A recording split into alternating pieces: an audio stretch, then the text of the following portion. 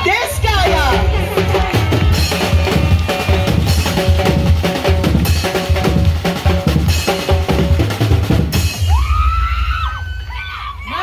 Magandang gabi, Barangay San Joaquin! Hi! Hello! Yan, alive, alert, awake kahit gabi na. Gutom na ba kayo? Sige, gutom din ako. Damay-damay na tayo dito.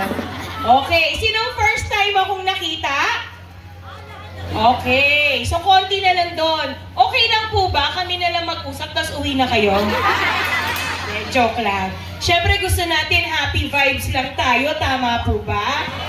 Para pagtulog nyo mamaya, maalala nyo ang isang Ate Sara. Yan. So kami ng Team Kaya This, nandito kami ngayon para ilatag sa inyo kung anong kaya namin dalhin or anong pwede namin ilatag sa lamesa. Tama po ba? Ito ang ingay nito eh. Gusto ko tutuwa ako dito. Thank you Team Barbie, no? Maraming salamat kay Team Barbie. Siyempre magbabanggit muna tayo ng mga nandito, no? Ang sabi daw nila, ang community idol dito, si Belen Adlana, Eduardo Sorno, tsaka Emilio Valdez, tsaka Luisito Sarmienta. Tama po ba? Kilala niyo mga yan? Nandito? Yan. Tsaka syempre yung tindahan daw dito na sikat daw dito, Gemma Store. Nasaan yung Gemma Store dito? O, tsaka Matet Store, tsaka Multipurpose Store. Yan, banggit ko lang. Tapos syempre nagpapasalamat po ako, ang dami no? Sorry na, dami ng bulsa ko. Kay Merman Tatko, Ma'am Maika Duran, para sa pagpapahiram dito ng lugar nila. Maraming salamat po. So nandito po kami, syempre para ilatag namin kung anong kaya namin gawin. Diba ang gusto namin mangyari? Magpatayo ng isang 11-story na ospital, no? Ang ganda ng gusto namin kasi di kalidad na ospital ang gusto namin dalhin dito sa Pasig. Meron tayo doon na MRI, CT scan, laboratory. Hindi nyo na kailangan mag-solicit sa St. Gerard Charity Foundation para humingi ng pandagdag. Nandun na mismo sa ospital. Kaya namin nilagay yun kasi ang daming nagsusolicit. Pwede po panghingi pandagdag ng pang-dialysis, pang-CT scan, MRI.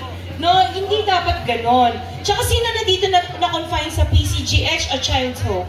Meron na ba? Ay, teka saglit, nakakatakot. Hindi.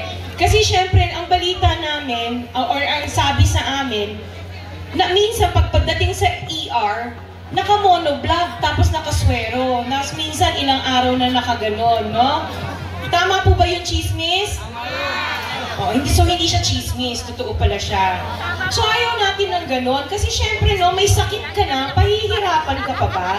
Kaya tayo magtatayo ng isang malaking ospital para lahat ma-accommodate, hindi na kayo mahihirapan. Na isang pribado nga ospital, madadala natin ang serbisyo sa pampubliko. Okay po ba yon? At isa pang gusto namin, kasi na-inspire kami kay Gov Tamayo ng South Cotabato. Pwede niyong i-research. Sa kanila, sa South Cotabato, zero billing. Walang bayad ang ospital. Wala nga silang cashier. Sa Sultan Kudarat po, pwede nyo rin i-research, zero billing, wala ding bayad po. Sa Iloilo, ganun din po. Ang Pasig City, di ba? Progresibong city. Hindi ba natin pwedeng gawing zero billing din ang mga ospital natin? Gusto nyo po ba yon na zero billing, wala kayong babayaran kahit piso? Okay lang po ba yon? Hindi yun pangako na maitatayo natin yun, no? Hindi pangako. Gagawin namin. Bakit? Ngayon, gumagawa ako ng ospital sa Maynila. No? Kasi contractor ako, no? Mas kilala nyo ako bilang St. Gerard Construction. May ginagawa akong ospital sa Manila. Last year ko inumpisahan. Ngayong taon, tapos na siya. 2 years lang. Kaya kayang-kaya natin magpatayo ng ospital dito sa Pasig City. Okay po ba?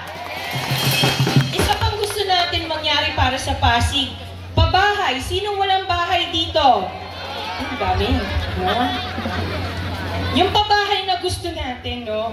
Gusto nyo ba malipat kayo sa Tanay tsaka sa Laguna? No? Nakita nyo naman yata